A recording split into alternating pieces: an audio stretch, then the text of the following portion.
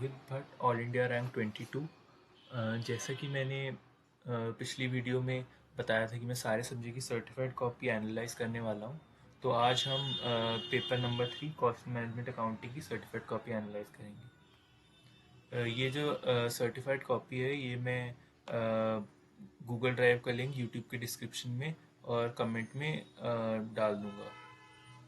तो आप ये देख सकते हैं क्योंकि आईसीएसई ने सजेस्टेड आंसर रिलीज नहीं करे हैं तो मैं सीए नमित अरोड़ा सर के सोल्यूशन यूज़ करूँगा। फर्स्ट मैं उनको थैंक करना चाहूँगा कि उन्होंने मुझे परमिशन दी अपने सोल्यूशन वीडियो में यूज़ करने के लिए। तो क्वेश्चन 1A मैंने क्वेश्चन 1A से ही शुरू करा क्योंकि वो मुझे सबसे इस बार फर्स्ट क्वेश्चन आसान आया था।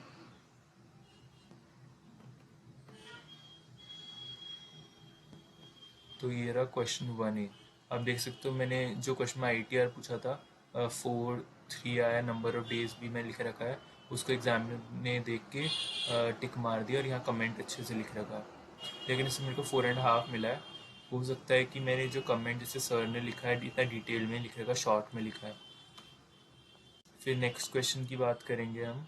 तो नेक्स्ट क्वेश्चन था फ्लेक्सिबल बजट बनाना था। इसमें भी मेरा आंसर आप सर की सोल्यूशन देखोगे तो मैच होगा। फ्लेक्सिबल बजट बिफोर प्रमोशन के इन्होंने आईसी ने स्टेप मार्क में 2 मार्क्स दिए हैं और फ्लेक्सिबल बजट आफ्टर प्रमोशन के भी 3 मार्क्स दिए।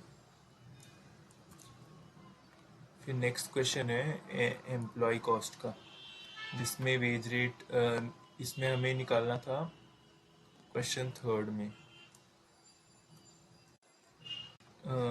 हमें निकालना था effective hourly rate of working under O1 and time.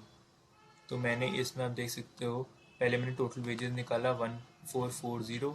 जैसे सर ने 3 चीज़ें हाईलाइट कर रखी है 180 पर आवर, 1440 एंड 7.1428 आवर्स। तो अब मेरे सोल्यूशन में देख सकते हो मैंने भी वो सेम चीज़ हाईलाइट कर रखी है जहाँ पे एग्जाम ने टिक भी मार रखा है और इधर फाइनल आंसर ये। तो मेरे को स्टेप वाइज करके फुल मार्क्स मिल गए इस क्वेश्चन में। फिर मैंने ये क्वेश्चन के लिए थोड़ी जगह छोड़ी थी अगर मैं कुछ और ऐड करना चाहूँ इस क्वेश्चन में तो। फिर नेक्स्ट क्वेश्चन था प्रोसेस कॉस्टिंग का, जिसमें हमें प्रोसेस अकाउंट बनाना था और नॉर्मल गेन। इसमें ये जो कॉस्ट पर यूनिट हम निकालते हैं 20 पर यूनिट, और सर ने भी निकाल रखा है 20 पर यूनिट। एक ये भी इंपॉर्टेंट होता है कि इसके मार्क्स होते हैं। बाकी ये दोनों अकाउंट का 3 मार्क्स और 2 मार्क्स आईसीआई ने बाइफरिकेट किया था, इसमें मुझे फुल मिले।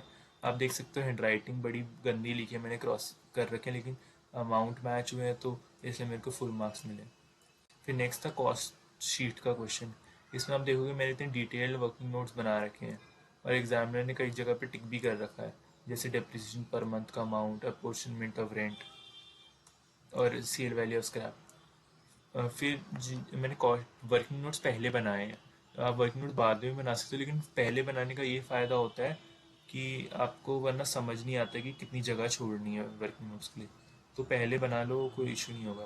तो इसमें मैंने रॉ मटेरियल कंज्यूम जो क्वेश्चन में 6 चीज़ें पूछी थी उसको मैंने ना बॉक्स बना के कर दिया ताकि एग्जामिनर को वो दिख जाए और वो मेरे को मार्क देता रहे। तो एग्जामिनर ने हर चीज़ के टिक मार के मुझे साइड में स्टेप मार्क दे दिए। फिर ऐसी आखिरी में भी तो इसमें भी 10 आउट ऑफ 10 मार्क्स मिले। इसमें थोड़े आइटम आपके गलत हो भी तो स्टेप मारेंगे जैसे आपको मतलब काफ़ी मार्क्स मिल जाएंगे, ऐसा नहीं है कि ज़ीरो मिलेगा। फिर क्वेश्चन 2 भी था पीवी रेशो वाला कंट्रीब्यूशन के रिलेटेड। तो इसमें हमें 4 पार्ट दिए थे, जैसा आप देख सकते हो 4 पार्ट। इसमें हमें ये चीज़ें निकालनी थी। सर ने जो हाईलाइट कर रखी है मोस्टली इन्हीं के आईसीआई ने भी मार्क्स ही होंगे। आप कंपेयर करोगे तो मैंने भी ये चीज़ें लिखी हैं, जैसे ये यूनिट्स इसने टिक मारा एग्जामिनर यहाँ भी, मतलब इन दोनों के मार्क्स और इसके 3 मार्क्स मिल गए स्टेप के। और नेक्स्ट स्टेप में पीवी रेशो निकाला, उसके 1 मार्क मिल गए। थर्ड में रिवाइज पीवी रेशो निकाला, उसके न्यू पीवी रेशो और ब्रेक इवन सेल्स अप्रॉक्स करके उसके मार्क्स।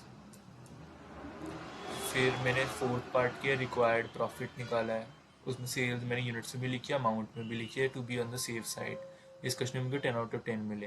तो अब तक आप देखोगे मैंने 40 मार्क का पेपर अटैम्प्ट किया है, जिसमें से मुझे 39.5 मिले हैं। तो इससे बहुत इंप्रेशन बहुत अच्छा पड़ता है एग्जाम। नेक्स्ट क्वेश्चन की ओर। नेक्स्ट क्वेश्चन है क्वेश्चन 3A मैंने अटैम्प्ट किया है, ये था सर्विस कॉस्टिंग के रिलेटेड क्वेश्चन 3A। ये आप देख सकते हो, इसमें स्टैंडिंग चार्जेस का टोटल 7,26,960 आया था, मेंटेनेंस में 28,560, रनिंग इतना था, टोटल 13,31,520। तो मैंने ये पहले मैंने वर्किंग नोट्स दिखा रखे हैं जैसे मैंने आपको बताया था, एग्जाम ने टिक भी मार रखे हैं वर्किंग नोट्स पे। और ये वर्किंग नोट का मार्क्स है इक्वलेंट हाफ पैसेंजर्स। फिर मैंने ये भी लिखा ऑल्टरनेटिवली वी में calculate equivalent full number of passengers. तो अगर ये हमने कैलकुलेट नहीं किया तो एक मार्क फालतू में कट जाएगा। फिर आप देख सकते हो टोटल 7,26,960, 576, 28,560 टोटल भी मेरे सर वाले से मैच हुआ है, तो एग्जामिनर ने स्टेप वाइज मार्किंग दिया है इसमें। फिर आखिरी में ये रिक्वायरमेंट थी क्वेश्चन की, कॉस्ट पर पर्सन निकालनी थी दो कैटेगरीज में, तो दोनों का निकालने का 1 1 मार्क, टोटल 2 मार्क्स। इसमें भी मेरे को 10 मिले, तो अब तक 50 में से 49.5 मिले मेरे को। फिर क्वेश्चन 3 भी था एब्जॉर्प्शन कॉस्टिंग और ट्रेडिशनल कॉस्टिंग मेथड का। इसमें आपको 2 पार्ट दिए थे, एलोकेट करनी थी कॉस्ट, फिर एंड में ओपिनियन देना था। इसमें मैं दिखाऊंगा आप, इसमें मार्क्स आपको समझना पड़ेगा कि आईसीए किस किस चीज़ के मार्क्स देता है। इस वाले क्वेश्चन में आईसीए देता है ऑपरेटिंग इनकम, चारों एबीसी और टोटल का ऑपरेटिंग इनकम और इस परसेंटेज। तो आप सर से आप देख सकते हो मैच करोगे ये ऑपरेटिंग इनकम और परसेंटेज, 22.12, 14.6, 9.32, 13.46। और सर के सोल्यूशन में भी इधर 22.12, 14.6, 9.32, 13.46 और ऑपरेटिंग इनकम भी सेम है। ऐसी अंडर एबीसी कॉस्टिंग भी आपको ये चीज़ें देखनी है, ये ऑपरेटिंग इनकम, ये लास्ट 2 लाइन्स जो है इनके मार्क्स हैं, क्योंकि ये भी मेरा मैच हुआ। लेकिन मेरा आप देखोगे इस क्वेश्चन में एक और ये ओवरहेड रेट सर ने भी कैलकुलेट करे, एंड में मैंने भी यहाँ पे कैलकुलेट कर रखे हैं और इसके मार्क्स से फिर ऑपरेटिंग इनकम है इधर लिखा है मैंने, और ये है परसेंटेज लिखी हुई है मैंने। लेकिन मेरे को इधर स्टेप 4 में 0 मिला, क्योंकि मैंने कमेंट में एक गलती करी थी, मैंने क्वेश्चन ध्यान से नहीं पढ़ा। उसने पूछा under each method which product is preferred, तो मैंने तो ये लिख दिया कि एबीसी कॉस्टिंग इज बेटर, तो इसलिए मैंने क्वेश्चन ढंग से नहीं पढ़ा, तो मेरे 2 मार्क्स इधर डिडक्ट हो गए और 18/20 मिला। फिर आते कॉन्ट्रैक्ट अकाउंट में। कॉन्ट्रैक्ट अकाउंट में आप देखोगे मेरा सर से एक आधे ट्रीटमेंट वेरी करेगा। कॉन्ट्रैक्ट अकाउंट 10 मार्क्स का क्वेश्चन है। सर ने wages outstanding for current year previous year यहाँ एडजस्ट करा है और प्लांट हायर चार्जेस भी इधर, लेकिन मैंने उसको as opening balance closing balance दिखाया है। ये ट्रीटमेंट भी सही है, आईसीए ने इसके भी मार्क्स ही हैं। अब देखो आंसर मेरा मैच हुआ, नोशन प्रॉफिट 6,10,750, 6,10,750 और विप था 2,12,750। फिर मैंने वर्किंग नोट दे रखे हैं एंड में, इस क्वेश्चन में मेरे को इसलिए फुल मिला है। रिकन्सिलेशन स्टेटमेंट को आप देखोगे 5 मार्क्स का क्वेश्चन था, काफ़ी आसान था, 3,40,590 मेरा मैच हुआ है सर से, ये रहा, और इसलिए मेरे को फुल मार्क्स मिल गया। बस मैंने सर ने ऐड लेस अलग अलग दिखाया था, मैंने उसको यही कॉलम में प्लस माइनस दिखा दिया, ब्रैकेट का मतलब है माइनस। फिर ये जो 4C था, क्योंकि मैं थ्योरी नहीं पढ़ता था, क्योंकि नॉर्मल 100 मार्क का प्रैक्टिकल हम चॉइस में कर सकते हैं, लेकिन मैं नहीं पढ़ा था और ये आ गया था, तो मेरे को फिर मैंने खुद बना के आंसर लिखा है। और कई लोग को लगता है थ्योरी में बना के मिल जाते हैं मार्क्स, लेकिन आप ये देखो 5 मार्क्स का क्वेश्चन है, 5 चीज़ें हैं, मैंने सब बना के लिखा, मेरे को बिल्कुल 5 में से 0 मिला, 5 में क्रॉस क्रॉस क्रॉस। तो ऐसे जहाँ पे आप आंसर बना के लिख रहे हो, बिल्कुल आपको मैं एंड में अटेम्प्ट करना चाहिए।